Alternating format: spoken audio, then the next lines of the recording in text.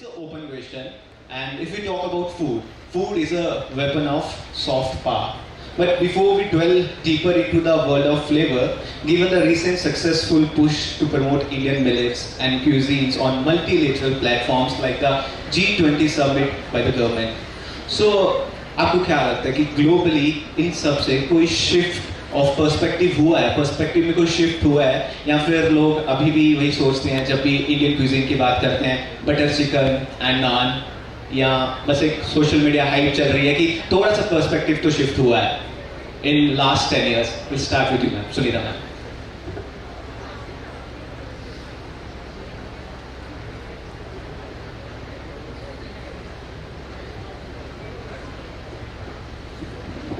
I think there's been a major shift in the way we look at food and cuisine today.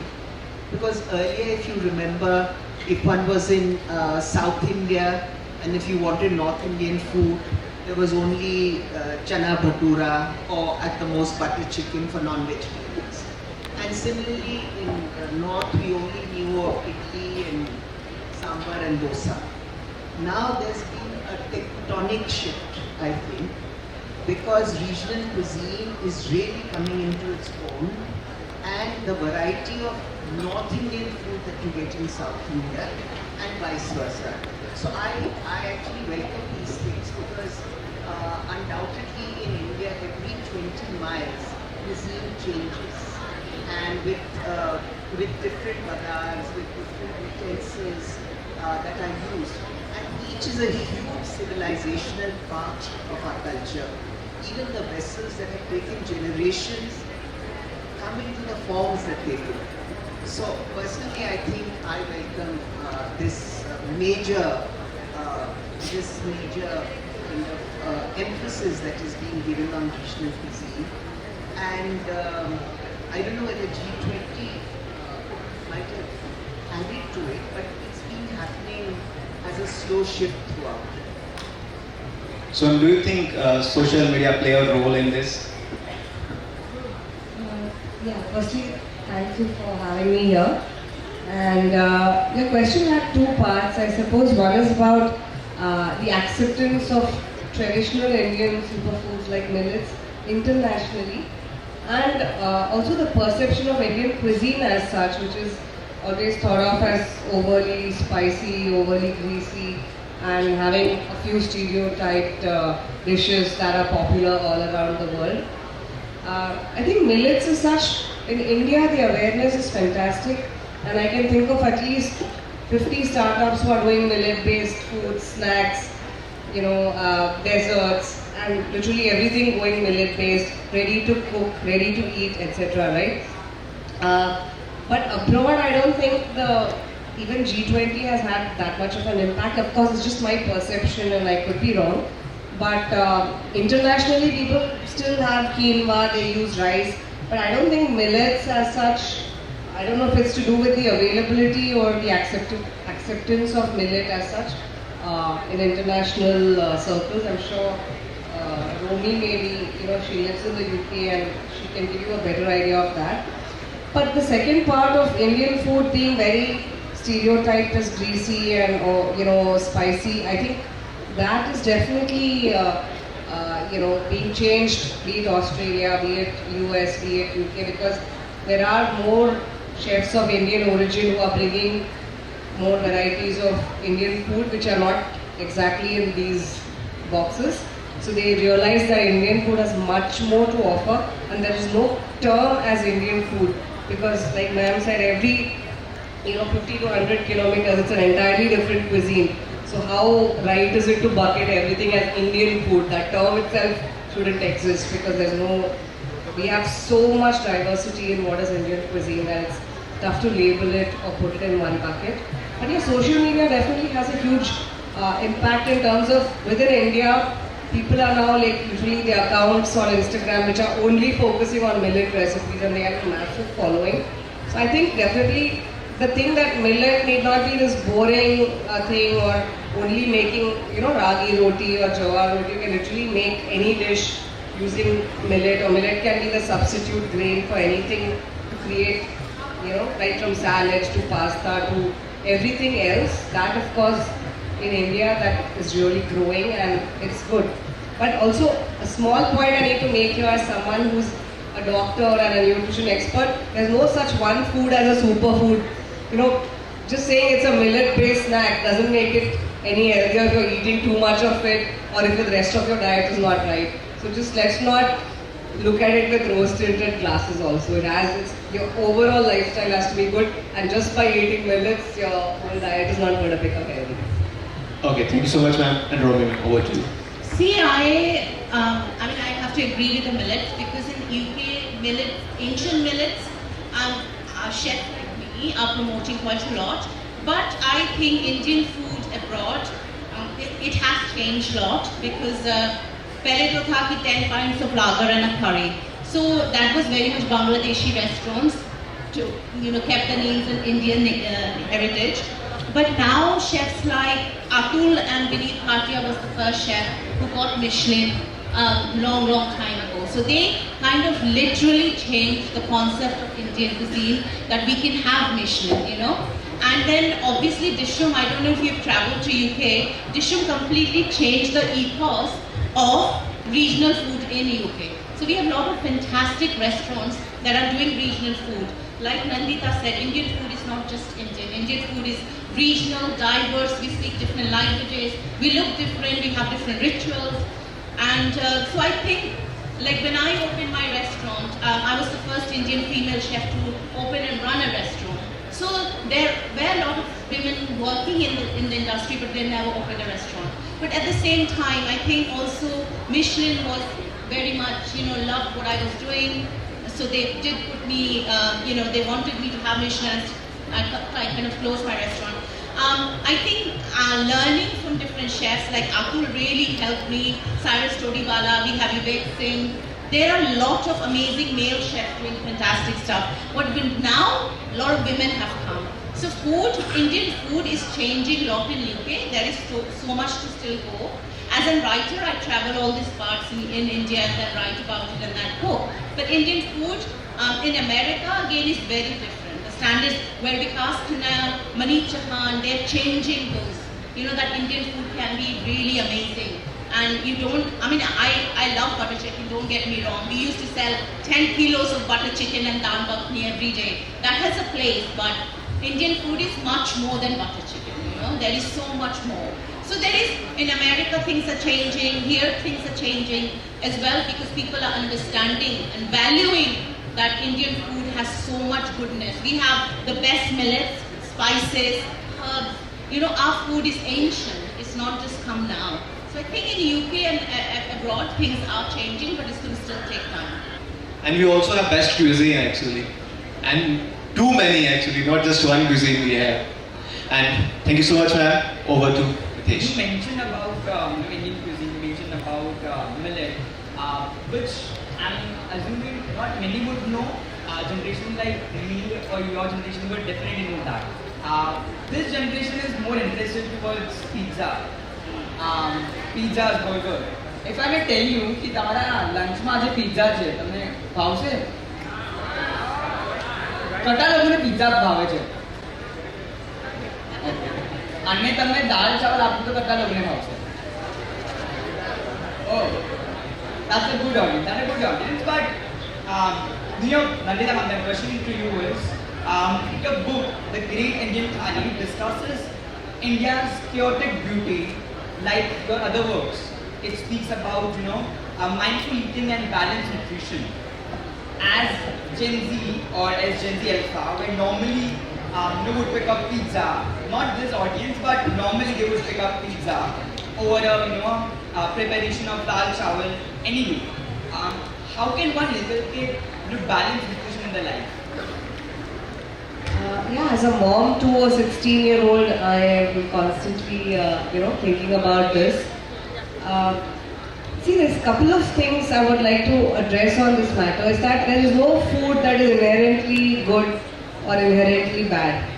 See, also, it's a very common thing in India to say pizza burger in a very derogatory sense. But actually, if you see the component of a pizza, it's flour, it's tomatoes, and the cheese, it's maybe some meat if you're adding some meat on the pizza, it's cheese and it's some vegetables. So the components are not bad. And you know, of course, when you're looking at like a 10-minute delivery, half an hour delivery, it is mostly processed and then just the last bit of cooking that's done and it's sent out. Because obviously, once you order a pizza and if Domino's is promising you delivery in 30 minutes, they're not going to start kneading the flour from scratch. So of course, it comes under the category of an ultra-processed food. But the same thing if you make at home, it could be made with a lot more care and understanding the ingredients. So a food is not inherently good or bad, it's how it's made, what kind of ingredients go into it. And also, this whole phase of clean eating where some foods are considered superior to the other and looking at, you know, these foods are healthy, those foods are unhealthy. I think all that just goes on to damage our relationship with food. So much so that in this time of over information where you're getting bombarded, like you may get something on WhatsApp, these foods are like cancer causing, those foods are dangerous. And literally on social media and YouTube, the easiest way to go viral is to start blaming some food and says that causes cancer. It's like people start fear sharing that with everybody they know. So I think we need to pull ourselves back a bit and see the sources of information that are reaching out to us. And don't just believe everything you see on the internet, that's one. So there's nothing like good and bad, but having mostly a home cooked meal, lesser of ultra processed food, even if 75 to 80% of your food is decent and the remaining 20% you eat out, you're eating, ready to eat, you're eating processed, that is fine because that's what you can sustain in the long run. If I told you eat 100% at home, eat 100% healthy, that's never going to be doable in the long run. So I think sticking to a more sustainable, easy to follow, eating pattern is definitely better for the long run. And also I think Gen Z, it's unfair to blame them. I think my kids' generation, my son, like they're teenagers, they're also very health conscious, they're going to the gym and they know what they're eating and they also know that the times when they're eating chips or like some other processed thing, that's not every day and that's not every meal. So we have to look at how we're eating 3 meals a day, 7 times a week. So out of 21 meals, at least majority if you're eating regular food, that's good enough. So we shouldn't hold even our future generations to a very, very tight thing, which is going to be difficult. You mentioned about, this generation blindly follows anything. This generation thinks that whatever is seen in the media, it's correct and it will just beat indeed or anything. I have a follow-up question for you. Some say eating, Indian pure ghee is very fattening. As per you, what are the some misconceptions related to Indian cuisine on balancing that, on a balanced diet? Yeah, so talking about ghee, it's the same thing, right? Like I said, no single ingredient is superfood or is super evil. So there are a lot of videos which will say like, ghee is literally transform your life, it's extremely good for health. And there are others which will say, boss, it will cause coronary artery disease. So both extremes are running parallel on social media. But what we need to look at is, have our ancestors been eating ghee for many years? Yes. But did they also eat it in moderation? Did they also do a lot of physical labor? Yes. So in today's lens, if you see, we can eat a little bit of ghee in moderation. In fact, it has very beneficial compounds like butyric acid. It has fat-soluble vitamins which are already dissolved in the fat. So it's like literally ready to be absorbed by your body, A, D, E and K. So that is also a very useful component of ghee. And there's something called glycemic index of a food which tells you how much your blood sugar will increase after you eat a certain food. Like say dal chawal, if it has a glycemic index of say 70, when you add ghee to it, it brings it down considerably. So your blood sugar won't go that much up because you've added some high quality fat to the food. So it does have its benefits, but that doesn't mean you start deep frying everything in ghee and say it's a superfood, so I'll eat any quantity. Of course, it's very concentrated in calories and that will make a person gain a lot of weight and which in turn is not good for health. So I think we have to look at everything through a lens of moderation and not look at the extremes. So having a balanced diet is basically not having too much or not having too less. Having a proper diet is saying. Over to you. I have a question man, actually. We're talking about misconceptions. So मुझे सामने Coke की bottle दिखी. So there are a lot of videos that says the a bottle of beer is better than a can of Coke, and it says zero sugar. So zero sugar से क्या कोई difference पड़ता है? See, you're asking me about a brand. I don't want to get into any trouble on the public space, but there are enough and more studies to show that having a diet Coke or any diet drink is definitely less dangerous than having a drink with 9 tablespoons of sugar in it. So a diet drink is fine, and the aspartame or whatever sugar substitute they are adding, or zero calorie or a low calorie sugar substitute to a drink, that has gone through rigorous testing. And unless you're someone who's consuming like 70 cans of Coke a day, in which you have other problems, you have to really fix that first. But I don't think having 1 to 2 cans here and there is going to create problem. It's definitely safer than having a completely sugary drink or like a regular drink. It's totally fine. And yeah, between beer and Coke, I have come to the understanding with all the other science, things like WHO that they have put out, that there is no lower limit of alcohol that is safe for you. So even one drink is going to cause you harm. So I'm not someone who can advocate that a beer is better than this. If this has no alcohol, then this is better. But a loaded sugary Coke or any other drink for that matter is no good for you either. So you can definitely, if you gave me the choice between a beer or regular Coke and a diet Coke, I would pick up a diet Coke.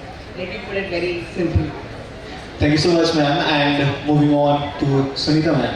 Ma'am, actually it's a request. Your book, the Lucknow cookbook, 10 साल हो गए उसे publish हुए, and now it has been labeled as a masterpiece, bestseller थी. So we will be honored अगर आप एक छोटा सा पैरा उस बुक से पढ़ के पूरी ऑडियंस को सुनाएं. With pleasure. This was the first book which came out 7 years ago. The India cookbook from the tables of my friends, which has recipes from north, south, east, west, central India and subcontinental India. But it is not a panoramic overview of Indian food. Rather, these are recipes that belong to certain homes that have come down to them for generations, and they're artisanal. And they also, this book celebrates the complexity of Indian cuisine as found in these various homes. Of course, I'm fortunate that I have this friends to get recipes from them. And so in the Lucknow cookbook, this is, which is co-authored with my mother, Chansu, and my publishers. This book has a little history of how it came about, because my publishers, who I presented here, I can see them, and I was doing I am still doing a big book on World Heritage Sites in India. That's a big art book. And my mother, who's a legendary cook, already had a first cookbook called Continental Cuisine for the Indian Palate. And this she did at age 89. She found a publisher. She gave the title. I said, why did you give such a long title? But jo unki marzi, whatever she wanted to do. But that book sold out all 3 editions. And it's kind of like it's everything that you make from it comes out perfectly. And they are with the ingredients that you could get around Lucknow. So that in those days we didn't get things like broccoli and Brussels sprouts and all that. Okay, after that she was doing a second book with another major publisher, and for some reason that commissioning editor kind of, I think he passed away. So I asked my publishers, whom I was doing a heritage book, that do you know of another publisher cooking? So David Devgar, who's the head of this publishing house, immediately said, no Sunita, we don't do cookbooks. So I said, no, I wasn't even suggesting, but publishers know other publishers. In any case, he said, let me think about it, I'll get back to you in 2 days, which he did. And he said that we will publish this cookbook, which was their first, as long as you write 10,000 words of an introduction And we don't want 345 recipes, which my mother had for that book, but we want 150. So I thought, how easy is this? From 345 recipes, I will just abstract 150.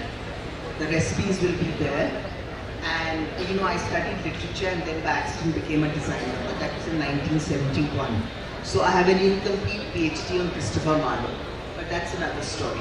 So I said, I'm not from English, so, writing 10,000 words is nothing.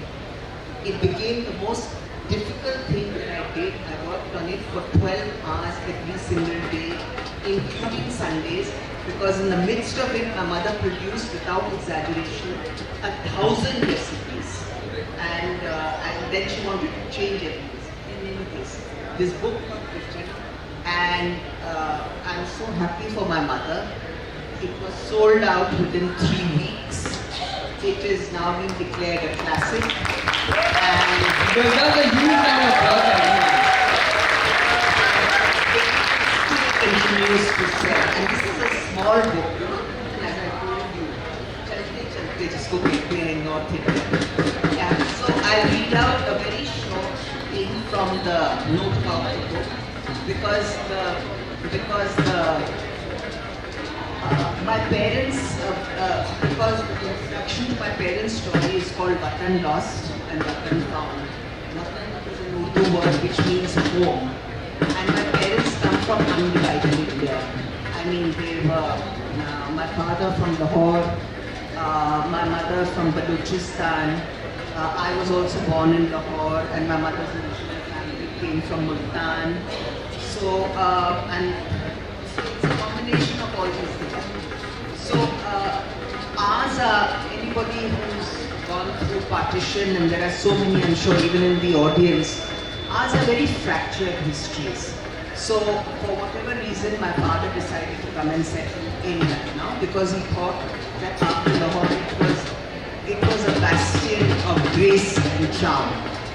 So, with that background, I wrote a note about the book as I was ordered to write. So, from that, I'll just read a little bit. As I said, my parents had this history from coming from undivided India. So I say David Lowenthal, the American historian, renowned for his work on heritage and spatial concepts of the past and future, had famously pronounced that the past is a foreign country. And this book, although palpable with nostalgia, selectively recaptures events and objects from the past that are a part of the intangible heritage of food and familiar memories of gentler times. These are collective memories that conserve a sense of continuity, of belonging, and of being rooted. I believe food engenders social and family harmony. It anchors us and connects us to the past, grounds us in the present, and gives us a sense of identity and belonging. Our personal histories define us, and I have chosen to define this partly through Lucknow's food traditions. The preparation of food is learned by observation. It is a process of osmosis. And then I end this paragraph that one can certainly cook from this book, but one can also read through the recipes to get a glimpse of Lucknowi culture and of the lives behind these recipes. This is a book for cooks and for armchair cooks, because for people who really love food, it is a lens through which to view this particular world. That's so beautifully written, ma'am. Give a huge round of applause, guys. Vadodara.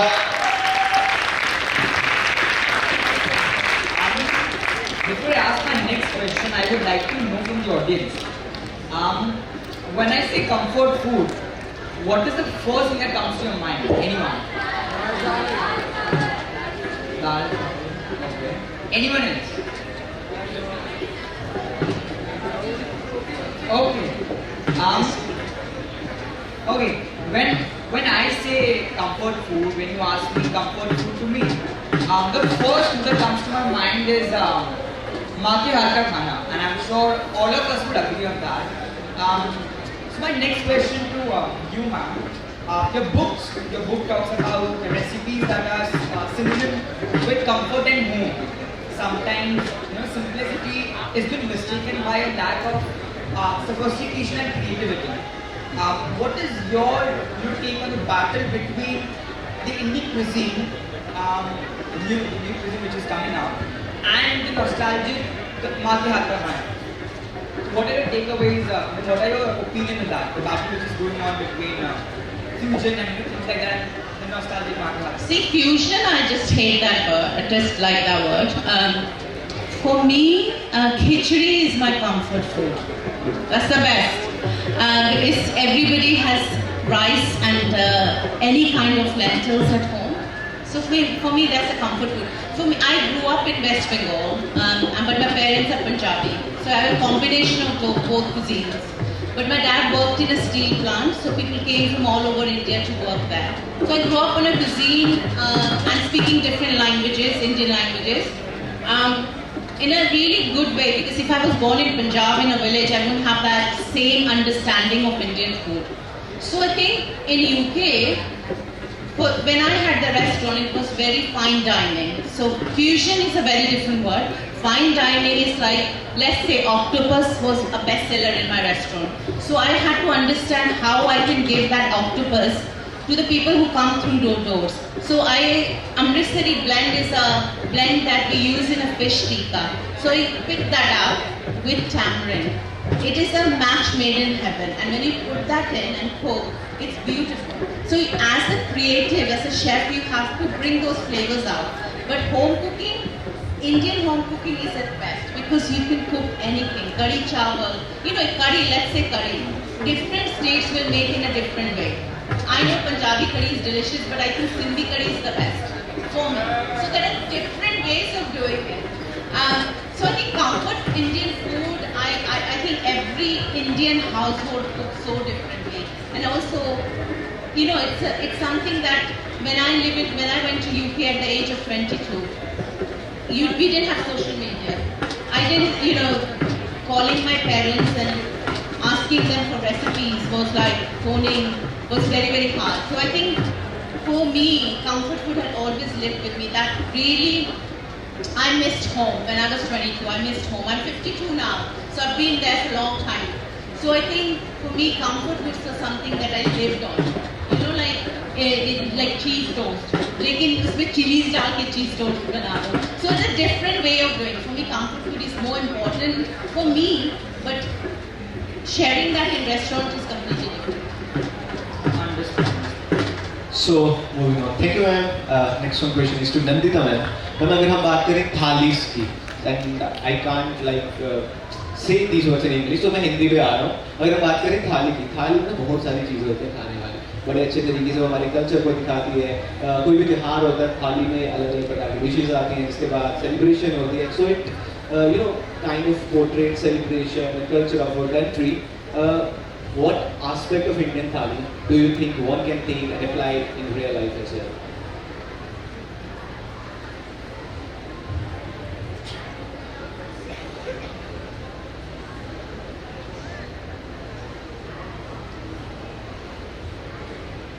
Yeah, so it's a very nice question, and how I can translate what I see in a thali in my real life, and the fact that I wrote a book called The Great Indian Thali, but I didn't really think about this, so you're making me think. So मुझे लगता है कि एक थाली में इतने अलग अलग चीज़ें रहती है. तो एक तो है आपको एक ही थाली में आपको बहुत सारे टेस्ट और टेक्सचर्स और डिफरेंट वेजिटेबल्स, डिफरेंट इंग्रेडिएंट्स, सब कुछ एक ही प्लेट में टेस्ट करने को मिलता है, जो यूजुअली एक डिश में नहीं मिलता. कोई भी कंट्री में आप जाओ, आपको एक स्टार्टर, एक मेन कोर्स, ऐसे एक डेजर्ट, ऐसे यहाँ तो स्टार्टर से डेजर्ट, सैलेड, चटनी, वेजिटेबल्स सब एक ही इसमें मिल जाता है. तो it's actually like so much diversity on a plate. Now, because I'm from the health background, I have to bring this point in here that recently in UK they made a rule that people should have at least 30 plant-based ingredients in a week for the best gut health. So your gut bacteria totally depend on the fruits and vegetables and grains and all the plant-based ingredients that we eat, right? But आप देखो तो आप एक ही दिन में एक ही मील में 30 plant based ingredients Indian food में मिल जाते हैं. तो which include spices like turmeric is also from a plant, chili powder is from a plant, our rye are from plants, and our base is vegetables, grains, fruits, everything, right? So there's so much diversity in a single plate, and I think that is we have to be open to that kind of experiences in life also. You can't really wear blinkers and say that I'm used to this and this is how I'll live my life. Be open to new experiences. I think that's one. And the second thing is how they all come together. Funny thing, I was in the Goa lounge yesterday. That's where I came into Baroda. And for Republic Day, that lounge was serving pan-India meal. Like literally they had kept an India map and dishes from all around India. And trust me, I ate little bit of this, little bit of that, and it was still so delicious. I could not say कि वो कर्नाटका का curry और ये Punjabi style कुछ और था, gobi और ये, no, but it tasted amazing. So I think the way how all these extremely diverse components coexist to create a beautiful experience, and I think we can kind of inculcate that in life also, that we can pick out the best in everything and create a beautiful life. So actually मैं one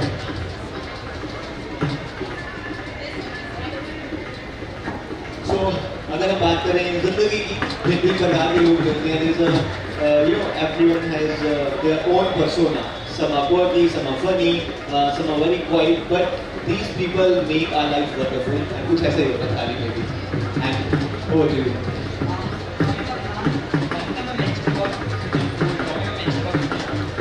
I would like to take your opinion as well. So, you are an architectural conservation and a heritage person and a culture enthusiast and also a social entrepreneur, if I'm not wrong, amongst other things. You also have presided over multiple conversations on designing in recent past. Do you think food also has a art of expression? What's your opinion on that? My opinion is, I'm glad you asked the question, because the basis of cuisine is design. And it is such an integral part of intangible heritage that today UNESCO also recognizes food as a part of intangible heritage. And food is in all its civilizational complexities, which we don't have to understand the big picture, because in all these smaller cuisines around the country, each is really displaying a very distinct culture of its own, be it in the seasonal selection of foods, in the spices that are being used. After North Indian cuisine uses different spices to South India, in the different mediums in which that food is cooked, and in the different way that the food is presented. कोई बनाना के पत्ते पे दे देंगे, कोई थाल पे दे देंगे, but these are all wonderful concepts. And their concepts, if you break it down, as you have, Nandita, they are of such complexity as far as food is concerned. It's not one individual who designed this. This is what you call generational design, which has come down. It has been handed down to us as part of our heritage. And I think today more and more people are interested and aware of conserving their built heritage, which is, as you all know, architecture is our history in stone. So also are more and more people wanting to preserve our traditional food. I personally don't believe it. I mean, it might be alright at some restaurants, not yours, fine dining, where they say, fusion. Yeah. But in a home, I think there isn't a question of fusion food, unless you want to have what somebody served me the other day, butter, chicken, tikka, pizza. You can call that fusion. I don't. So I don't think fusion really is something to be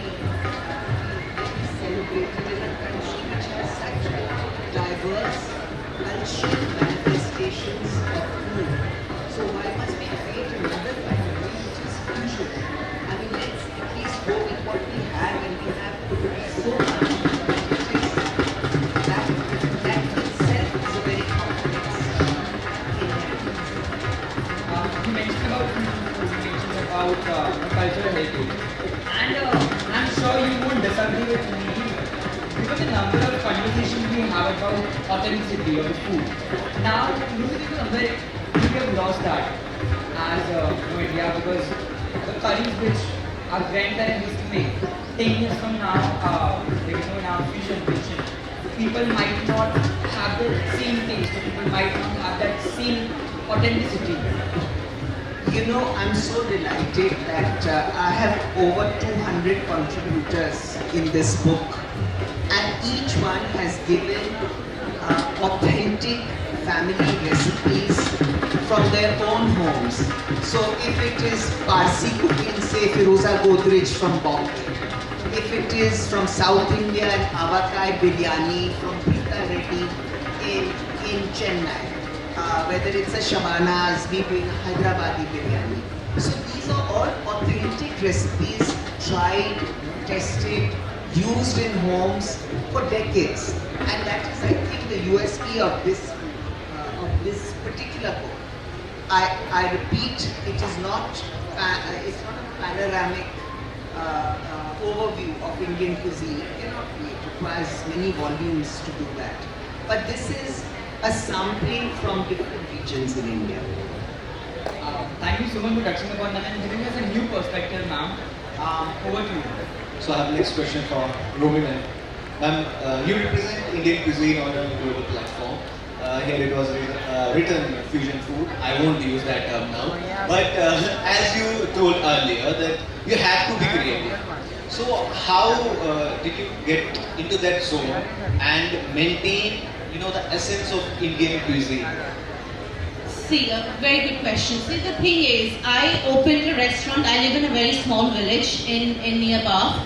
And one of a very famous chef said, Romi, no one is going to talk about you. No one is going to write about you because you've opened in a small restaurant in a village. But that really made me so annoyed that I went and chased Michelin. And I really kind of put myself in there. I said, no one can say that I can't achieve this thing and I can't be creative. Like, when I write books, I'm very lucky that I write for New York Times, Sunday Times. That really helped me to understand, like Sunita and Nandita has said, understand Indian food better.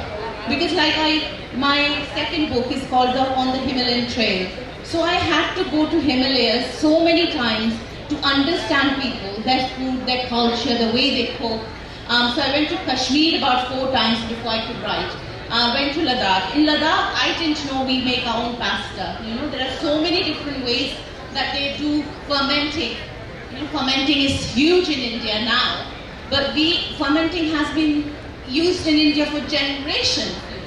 And we don't know about that, we don't understand. So to be able to be as a creative, as a chef, as a writer or an author, or if I'm doing something on television, I need to understand where I've come from, where my roots are, where I'm born and brought up. Because I'm so proud of being an Indian, I'm so proud of being a woman and a mother of 2 daughters that I want to understand, everybody has their own ways of things like Nandita was saying about Coca-Cola.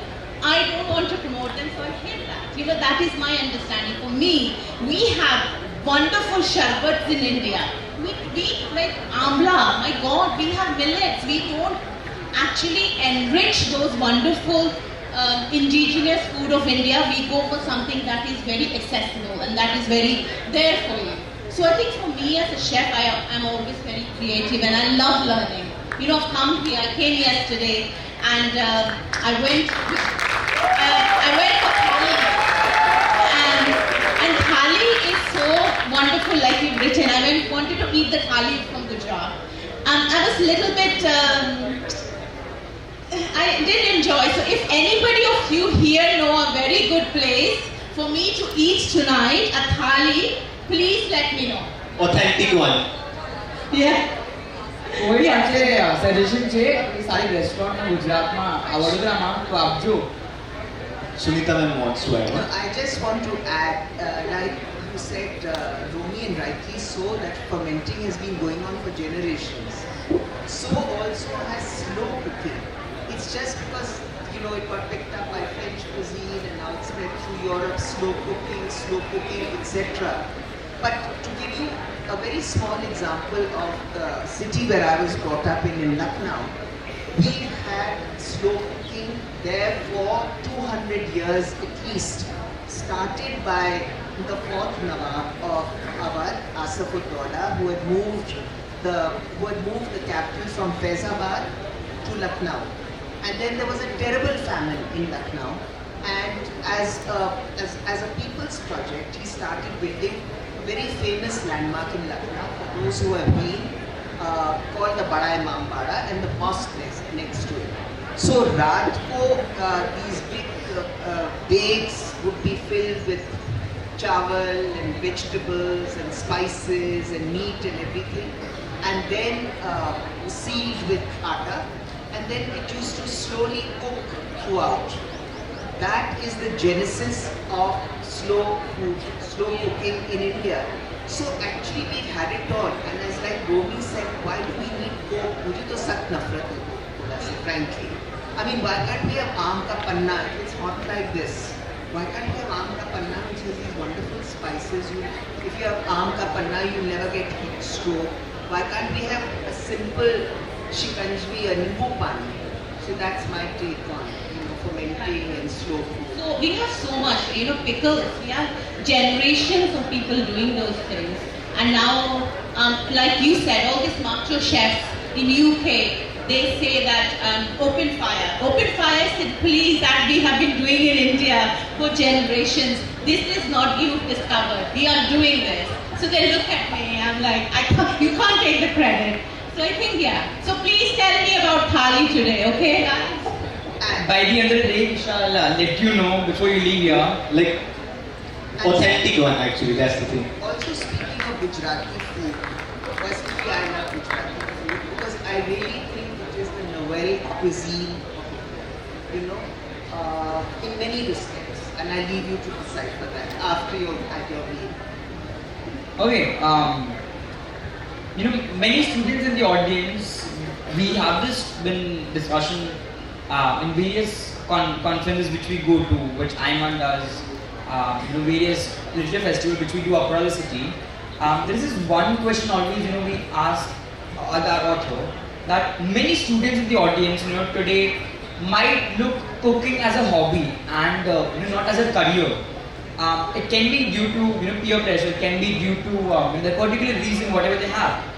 But I want to know from all of you, like, you know, what advice would you like to give to those students, to those individuals, as to exploring those new horizons and how to convince their parents, you know, to pursue their dreams, what they want to become. If food is something which they are really passionate about, let's do this, let's, you know, go ahead. I think I have to clearly say one thing. TV chef and a restaurant chef is very different. So TV, you guys think it's so glamorous and it's this and that. It is, but it's also hard work. But restaurant industry, if you want to work in hotels or restaurant, you have to understand you will be working for 16 hours. But hospitality is a very welcoming industry. You can start from the bottom. I started as a pot washing. I moved up that ladder because I wanted so much, because I wanted to cook. I love cooking, I love sharing. But you have to understand, you might not have a social life in the weekend, but you can have a social life in a weekday. So if you really want to do in the hotel management, you want to go, you have to understand that you will work hard, but there are a lot of understanding. You will get so much out of it. But at the same time, YouTube is there, social media is there, but they can get banned anytime.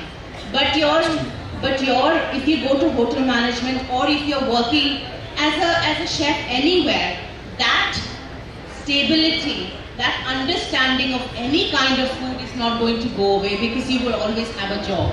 So social media is amazing, but at the same time, if you have a stable job, you can make your own social media anytime as a chef, as a writer, as a whatever. But having a stable understanding of culinary is very important, I think so.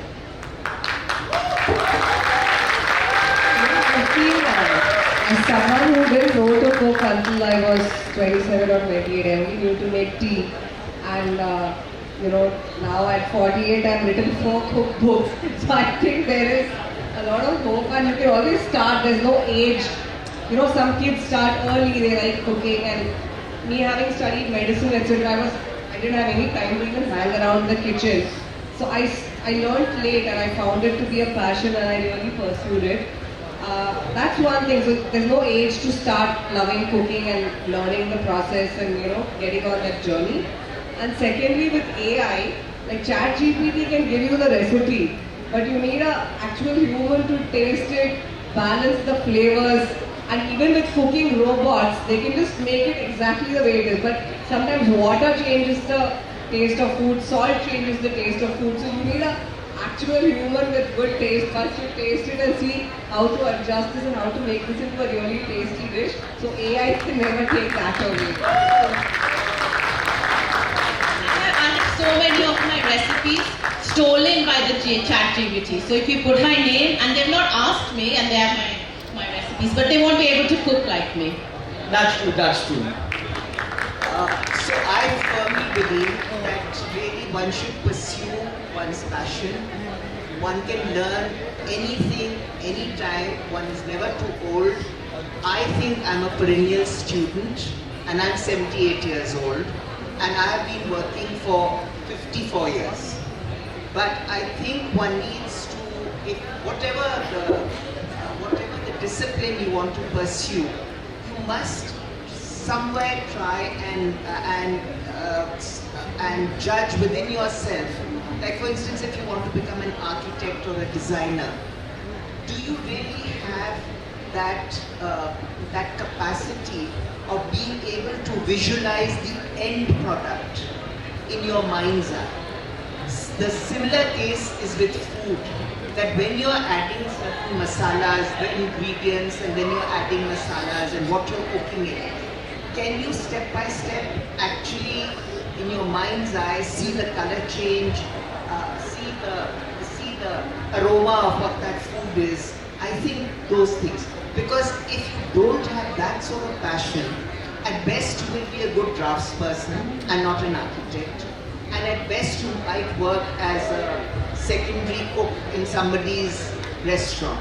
But you won't be like what Romi is herself, so successful. You won't be that super chef.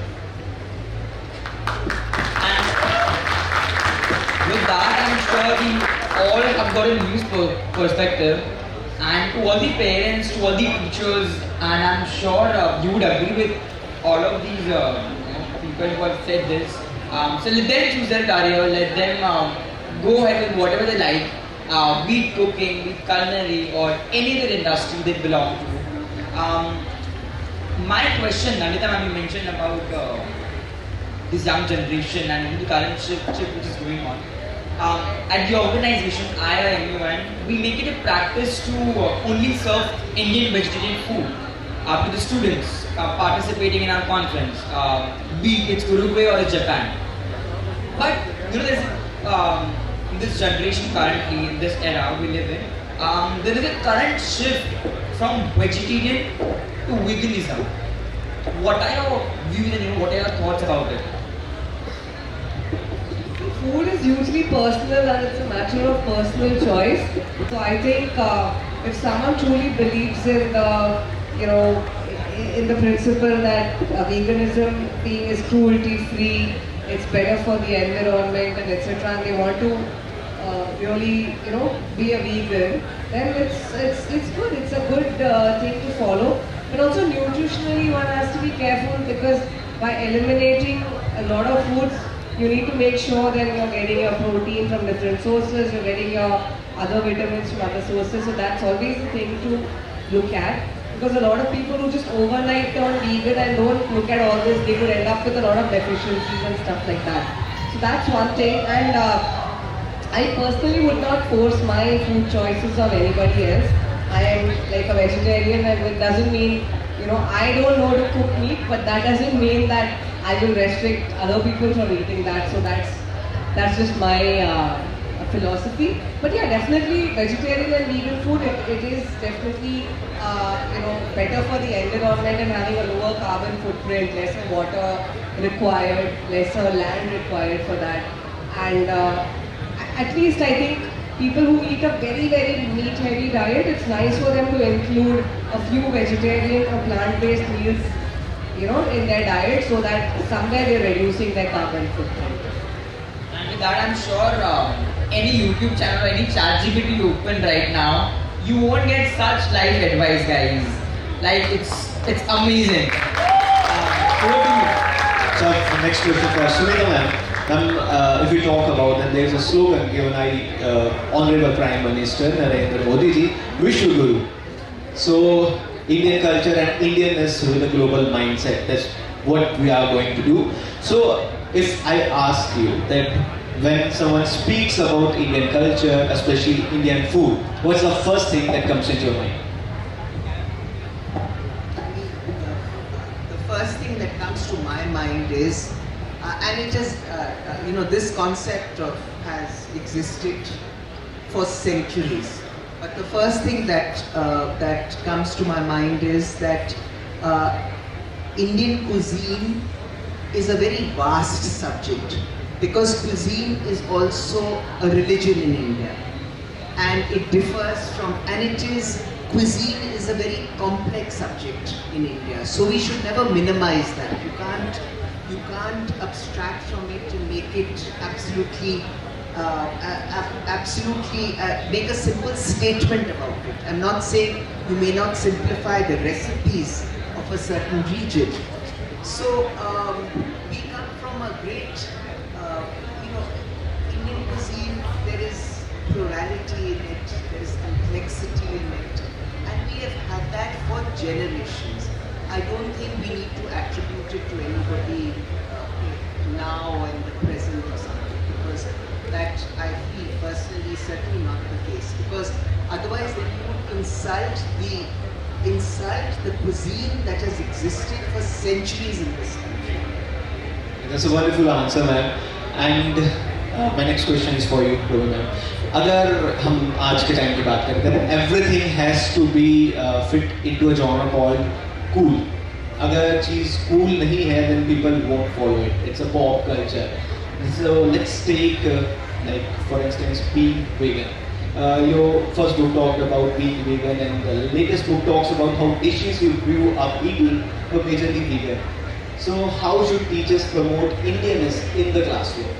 The first book I wrote, vegan, was because I was so annoyed with the foreign culture that taking over that plant-based cuisine is theirs. No. In India, again, generation of generation, every household, without thinking, we do plant-based food.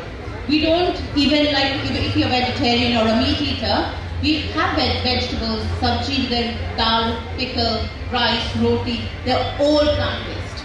So my fight with my publisher was, I'm a meat eater, I want to write a book that my mom, my friend's mom, would cook vegetarian and plant-based cuisine. So the reason for me to write that, I fought to write that book.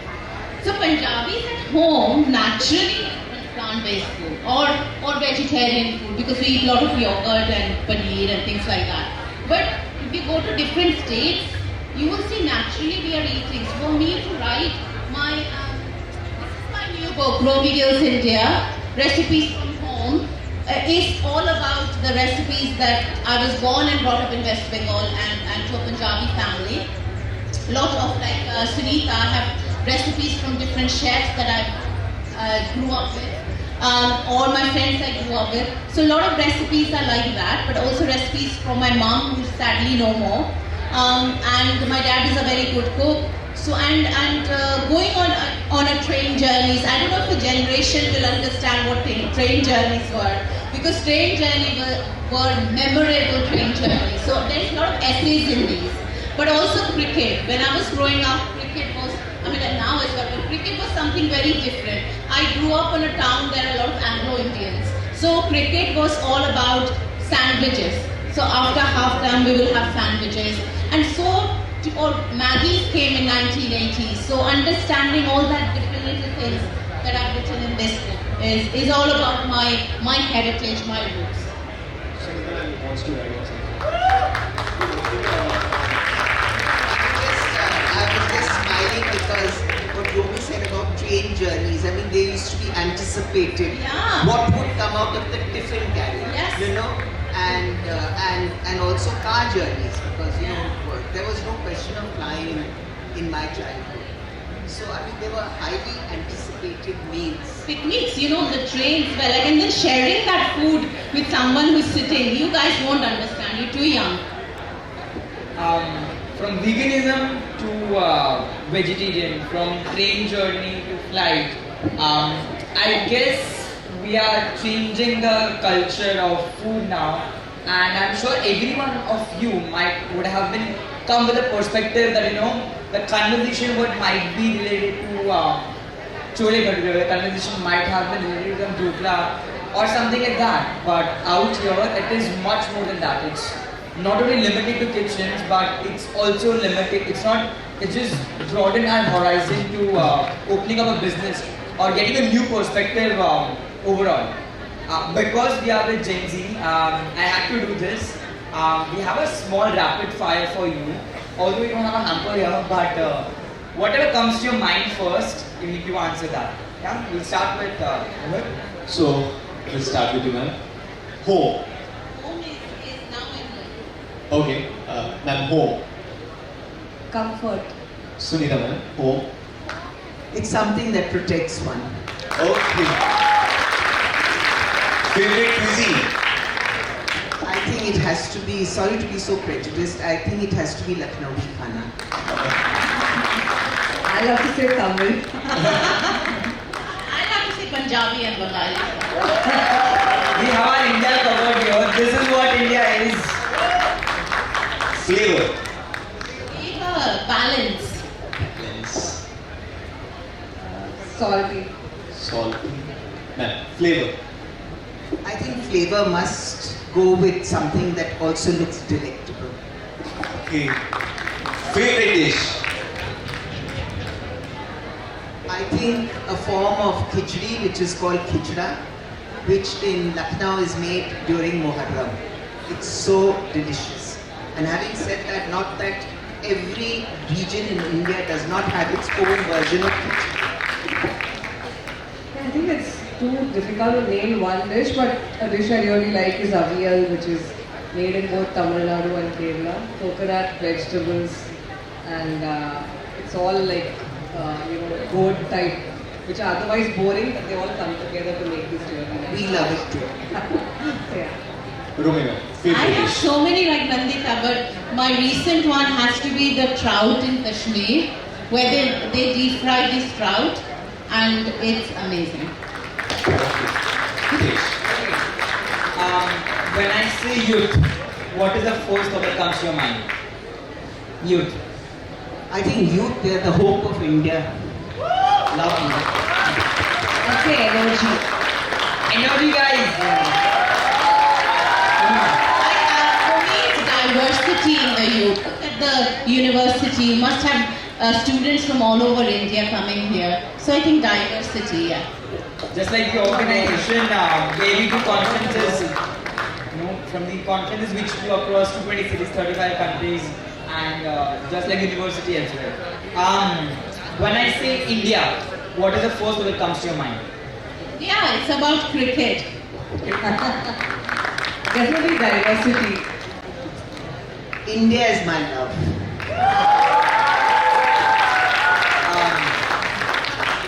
Ma'am, when I say the Vadodara Literature Festival, what is the first thought that comes to your mind? I think it's amazing that it's being organized by students. That is for me the most, so this for me has been the most unique Lit Fest that I have ever attended. Again, I have to just say I agree with them. It's the same thing. Traveled all over the world, but this is done by the students and youth. So I think this is amazing. I myself am meeting the volunteers who are standing here from the organization are 16, 17, 18. The entire event has been put together a bunch of people who are with the organization called IIM and made it possible. So yeah, nothing like that. And lastly, when I say IIMUN, the organization, what's the first word that comes to your mind? Okay. Hope. Who? I think the youth being taught how to be global. That is what NUN stands in my Summing up the entire perspective. thing, thank you so much for spending our time